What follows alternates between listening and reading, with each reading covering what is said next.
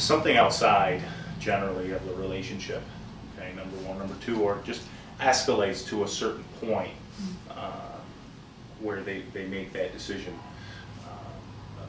It's not because of the violence, believe it or not. Or more often than not, victims take that violence as a piece of their life. And it's to a surprising degree. When you interview, as I've done many times, interview victims of domestic violence, and you hear how casually they talk about being shoved or being struck or being beaten, okay? It's surprising, but to them it's not. It's not. And that becomes very, very difficult for them to say. And then you'll often hear victims have excuses for what's happening, or sort of blame themselves as a coping mechanism, if you will.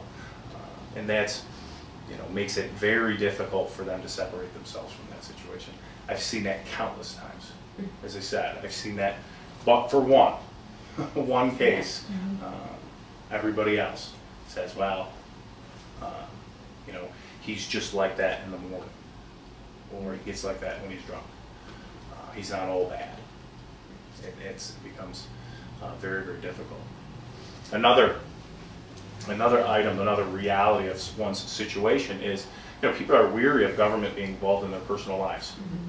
Okay, it's very difficult to call in a police force, okay, to intervene in your situation, and people are weary of doing that. Okay, and when they do that, it becomes a major event.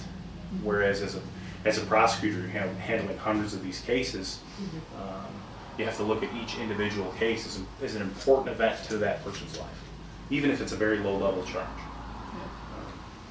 And that's how we always handle it.